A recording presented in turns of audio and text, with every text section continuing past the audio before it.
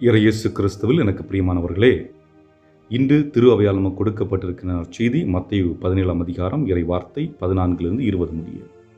இந்த நற்செய்தி பகுதியிலே 2 சிந்தனைகள் மையப்படுத்தப்படுகின்றன. ஒரு தந்தை தன்னுடைய மகன் உடல்நிலை சரியில்லாமல் இறக்கும் தருவாயில் இருக்கின்ற அந்த வேளையிலே அவர் மகனை காப்பாற்றும்படி இயேசுவிடம் வந்து இறங்குகின்ற ஒரு செய்தி. இரண்டாவதாக பார்க்கின்ற பொழுது சீடர்களுடைய அவநம்பிக்கை. ஆக இந்த இரண்டும் நம்முடைய வாழ்வில் இருக்கிறதா என்பதை நாம் சிந்திப்பதற்காக அழைக்கப்பட்டிருக்கின்றோம். முதலில் இறைவார்த்தைக்கு செவிமடுப்போம், பின்பு சிந்தனைகளுக்குள் செல்வோம். அக்காலத்தில் இயேசுவும் சீடர்களும் மக்கள் கூட்டத்தினரிடம் வந்தபோது ஒருவர் இயேசுவை அணுகி அவர் முன் முழந்தாள் படியிட்டு, ஐயா, என் மகனுக்கு இரங்கும், அவன் வலிப்பு நோயால் பெரிதும் துன்புறுகிறான், அடிக்கடி தீயிலும் தண்ணீரிலும் விழுகிறான், உம் சீடர்களிடம் அவனை கொண்டு வந்தேன், அவனை குணமாக்க அவர்களால் முடியவில்லை என்றார். அதற்கு இயேசு, நம்பிக்கையற்ற சீரழிந்த தலைமுறையினரே, எவ்வளவு காலம் நான் உங்களோடு இருக்க இயலும்? எவ்வளவு காலம் நான் உங்களை பொறுத்து கொள்ள இயலும்? அவனை என்னிடம் இங்கே கொண்டு வாருங்கள் என்று கூறினார். கொண்டு வந்ததும் இயேசு அப்பேயை கடிந்து கொள்ளவே அது அவனை விட்டு வெளியேறியது. அந்நேரமே சிறுவன் குணமடைந்தான். பின்பு சீடர்கள் தனிமையாக இயேசுவை அணுகி வந்து, அதை ஏன் எங்களால் ஓட்ட இயலவில்லை என்று கேட்டார்கள். இயேசு அவர்களை பார்த்து, உங்கள் நம்பிக்கை குறைவுதான் காரணம். உங்களுக்கு கடுகளவு நம்பிக்கை இருந்தால் நீங்கள் இம்மலையை பார்த்து, இங்கிருந்து பெயர்ந்து அங்கு போ என்று கூறினால் அது பெயர்ந்து போகும். உங்களால் முடியாதது ஒன்றும் இராது என நான் உங்களுக்கு சொல்லுகிறேன் என்றார். ஆண்டவரின் அருள்வாக்கு. இறைவா உமக்கு நன்றி. அன்புக்குரியவர்களே, தந்தையினுடைய போராட்டம். பொதுவாக நம்முடைய இல்லங்களிலே நம் பிள்ளைகளுக்கு உடல்நிலை சரியில்லை என்றால் பெற்றோர்கள் தவிப்பது வழக்கம். அதுபோன்று இங்கு ஒரு நிகழ்வு நிகழ்கிறது.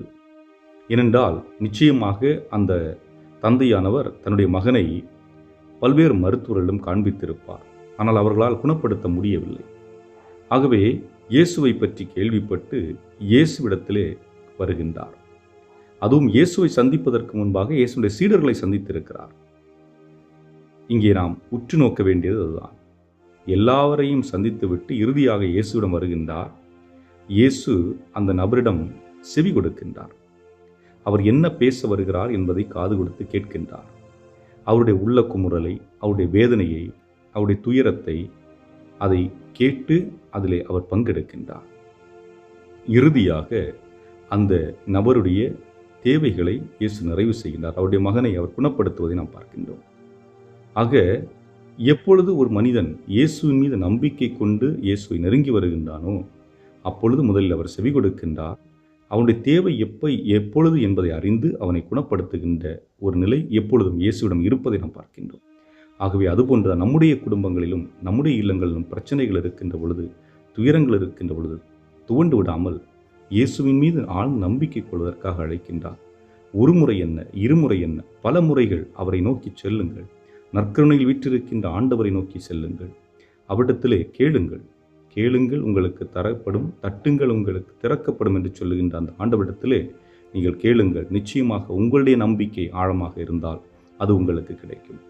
உங்களுடைய நம்பிக்கை குறைபாடு இருந்தால் அதில் கிடைப்பது தவறு, கிடைப்பது கடினம் என்று இந்த 2ஆம் பகுதியிலே நாம் பார்க்கின்றோம். ஏனென்றால் அந்த மனிதர் தந்தையானவர் இயேசுவிடம் சொல்லுகின்றார், ஆண்டவரே, நான் என்னுடைய மகனை உம்முடைய சீடர்களிடம் காண்பித்தேன், அவர்களால் அவனை குணப்படுத்த முடியவில்லை.